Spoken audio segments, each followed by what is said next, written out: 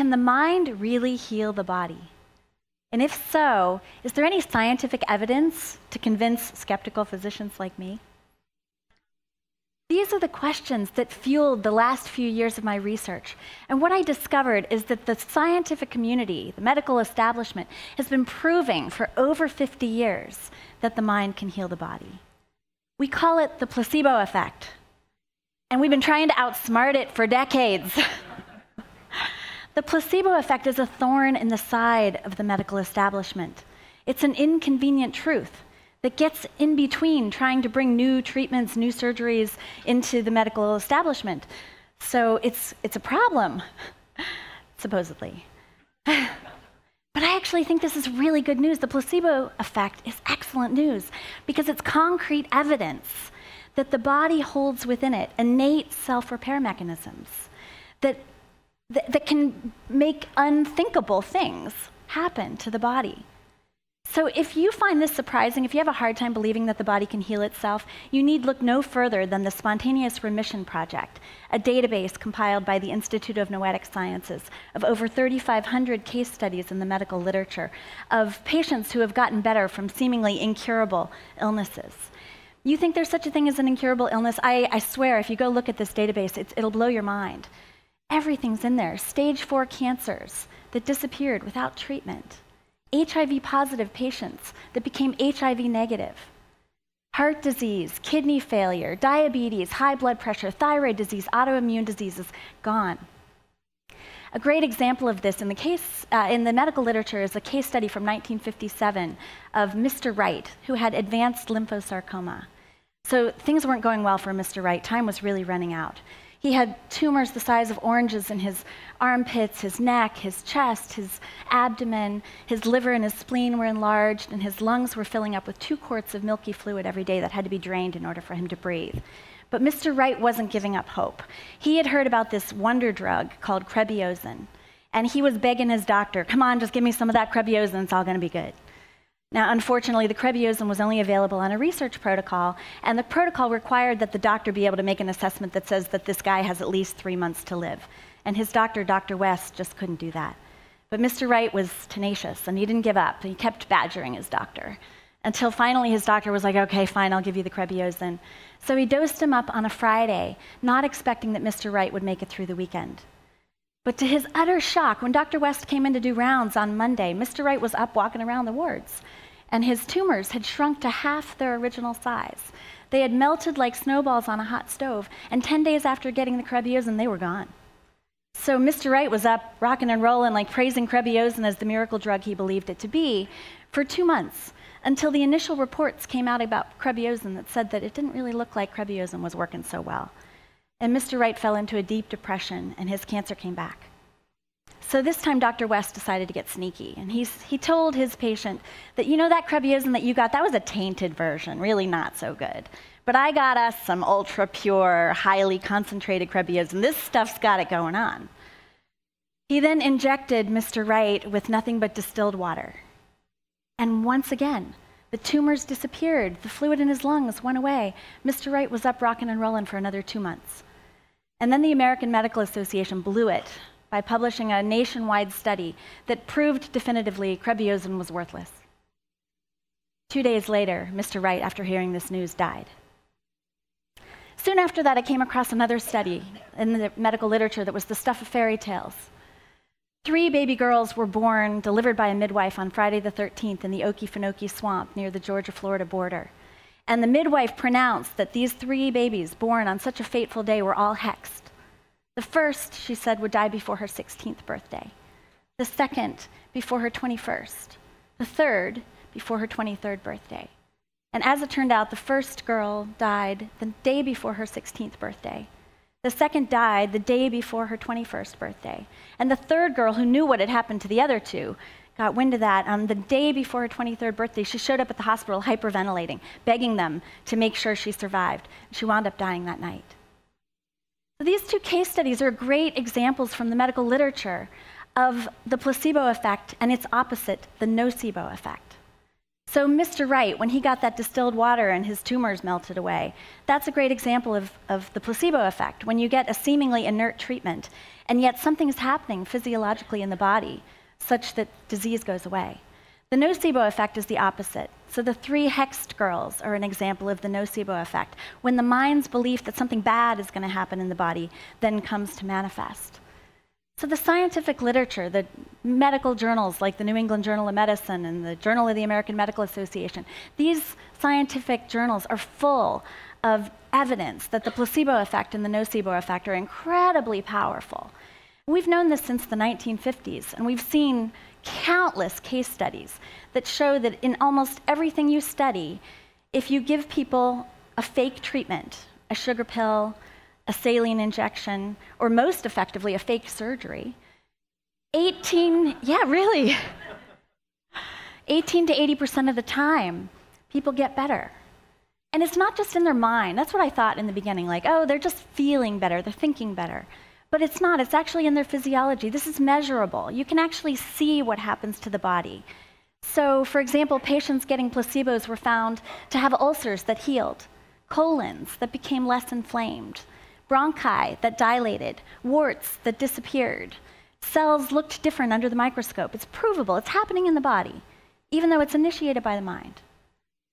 So when you look at these, some of the studies are just amazing. I love the Rogaine study. So, you get a bunch of bald men, you give them placebos, they grow hair. The opposite is also true. So if you give people a placebo and you tell them it's chemotherapy, they vomit and they lose their hair. So this is really happening in the body. And the question that I had is it just the mind's positive belief that's making this happen? Not according to Harvard researcher Ted Kapchick. According to him, he thinks that the most essential part is actually the nurturing care of a healthcare provider, more so even than the mind's positive belief. That some of the studies actually say the doctor is the placebo, or can be. So Ted Kapchick wanted to study this, and he did a great study looking at patients that were getting placebos for an illness, for treatment of an illness, and he told them, you're getting a placebo. There's nothing in here, inert ingredients, nothing active. They still got better. Most likely, Kapchick postulated, because they felt tended, nurtured. They felt like they were doing something. They felt like somebody cared. So to say that you can heal yourself is sort of a misnomer. The body can heal itself. The body has these innate natural self-repair mechanisms. But the scientific data proves that you need the tending, nurturing care of a healthcare provider of some sort, of a healer, to facilitate that process. It's not an easy process to go through alone. So it makes a big difference if somebody else is holding that positive belief with you.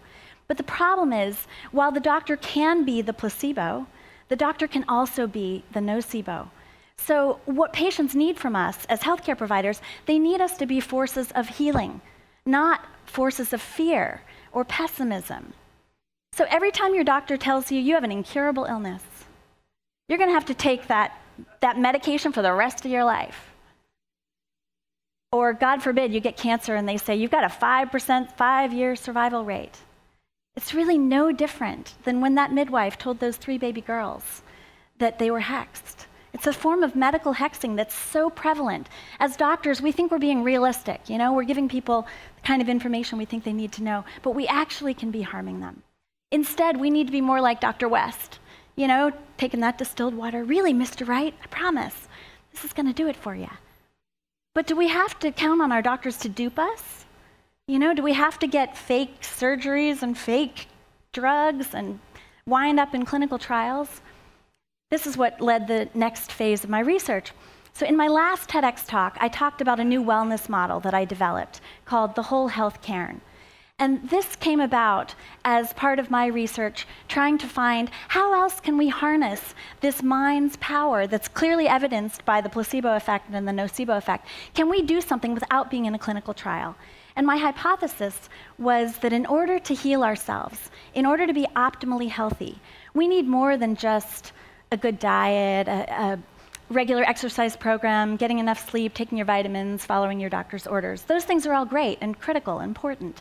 But I also came to believe that we need healthy relationships, a healthy professional life, a healthy creative life, a healthy spiritual life, a healthy sex life, a healthy financial life, a healthy environment. In essence, we need a healthy mind.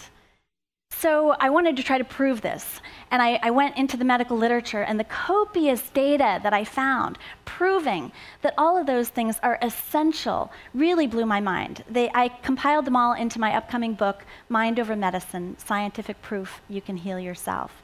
But I want to give you a few highlights about what this is all about. So you can see from the whole health cairn that all of these facets are built upon a foundation stone that I call your inner pilot light. And for me, that's that essential, authentic part of you that knows what's true for you, that's willing to tell you the truth about maybe what's out of alignment in your life, what stones in your whole health cairn might be out of balance. And as you see, I've put the body, physical health, on the top of the whole health cairn because it's the most fragile, the most precarious, and the most easy to kind of fall out of balance if other things in your life aren't going so well. So what I found in the medical data is that relationships matter. People who have a strong social network have half the rate of heart disease compared to those who are lonely. Married people are twice as likely to live long lives than unmarried people. In fact, curing your loneliness may be the most important measure of prevention you can enact upon your body, more so than quitting smoking or starting to exercise. Your spiritual life matters. Those who attend religious services live up to 14 years longer. Your professional life matters. You really can work yourself to death. In Japan, they call it karoshi, death by overwork. And people who survive, the survivors of those who die of karoshi can actually apply for workman's comp-like benefits in Japan. But it's not just Japan, it's actually happening even more in the United States. We just don't get benefits here. So they did one study and they found that people who fail to take their vacation are actually a third more likely to get heart disease. Your attitude really matters. Happy people live 7 to 10 years longer than unhappy people. And optimists are 77% less likely to get heart disease than pessimists. So how does this happen? What's happening in the brain that's making the body change? This was what was fascinating to me. What I found is that the brain communicates with all the cells in the body via hormones and neurotransmitters. So for example, if you have a negative thought, belief, or feeling in the brain, your brain triggers this as a threat. Something's wrong. If you feel lonely or pessimistic, things are bad at work, you're in a toxic relationship, the amygdala says, threat, threat, threat. And it turns on the hypothalamus that talks to the pituitary gland, that communicates with the adrenal gland, and the adrenal gland starts spitting out stress hormones like cortisol, norepinephrine, epinephrine. It turns on what Walter Cannon at Harvard called the stress response that triggers the sympathetic nervous system and puts you into that fight or flight mode, which is adaptive, it's protective if you're running away from a mountain lion, But in everyday life, you're supposed to have that quick stress response if there's a threat, and then it's supposed to switch right off. This isn't what happens in our regular lives these days. But fortunately, there's a counterbalancing relaxation response that Herbert Benson at Harvard described. And when this comes about, the stress response turns off, the parasympathetic nervous system turns on, and healing hormones like oxytocin, dopamine, nitric oxide, endorphins fill the body and bathe every cell in the body. What I found the most amazing about this is that those natural self-repair mechanisms that we all have, they only flip on when the nervous system is relaxed. So when you're having stress responses, that all those natural self-repair mechanisms get flipped off. The body's too busy trying to fight or flee in order to heal itself. So when you think about this, you have to start to wonder, how can I possibly start to change the balance in my own body? So one study showed that on average, we have more than 50 stress responses per day. And if you're lonely or depressed or pessimistic or unhappy at work or in a miserable relationship, that number is going to be more than twice as many. Now, the relaxation response is what researchers think explains the placebo effect. So when you're going to get supposedly maybe a new wonder drug, you don't know whether you're getting the placebo or not, it triggers that relaxation response, that combination of the mind's positive belief and the nurturing care of a healthcare provider relaxes the nervous system. And then all those natural self-repair mechanisms can come into play. Fortunately, though, you don't have to be in a clinical trial to turn on your relaxation responses. There are lots of simple, pleasurable activities that turn on the relaxation responses, and these have been proven in the medical literature. So you can meditate. You can express yourself creatively. You can get a massage, do yoga or Tai Chi. You can go out with your friends. You can do work that you love. You can have sex. You can laugh. You can exercise. You can play with animals. So I ask you to consider the whole health cairn in your own life. Which stones in your whole health cairn might be out of balance? Each of these stones can be a factor for creating stress responses or relaxation responses. How might you turn on more relaxation responses in your body? And most importantly, what does your body need in order to heal? What prescription do you need to write for yourself? And are you going to be brave enough to take action on the truth of what your inner pilot light already knows? I believe our system, our healthcare system, is badly broken, and it's largely because we've lost respect for the body's ability to heal itself. The medical establishment has gotten arrogant. We've come to think that with all of our modern technology and all that we've learned in the past century, that we've mastered nature, and we find it repelling to think that maybe nature could be better than we are sometimes.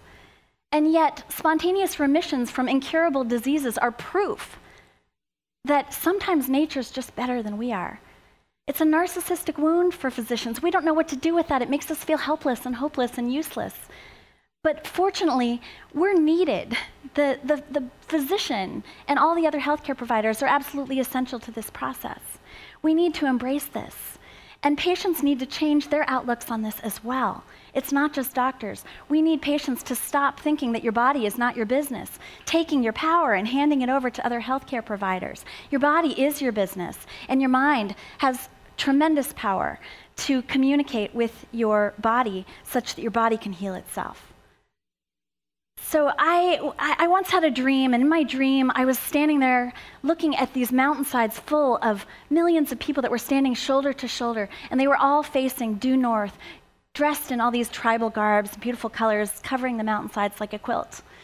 And there was a bright, streaming light on their face, and everyone was facing this light. And that's what I think of when I think of healthcare. I think of all of us standing up and facing the light. So please stand with me for a moment. It's going to take all of us. Just because things have gotten bad doesn't mean they can't get better. I believe that just like there are no incurable illnesses, there are no incurable systems. But it's going to take all of us needing to open our heart and open our minds and bring care back to healthcare. So please hold hands with your fellow neighbor, and let's just set the intention right here that things are going to be different from now on, that we can start this grassroots effort, that it all starts with you. Be the love that you want to see in healthcare, and I believe miracles can happen. As we do this, you're releasing oxytocin, dopamine, you start to heal yourself, and as we do so, we can heal healthcare. Thank you.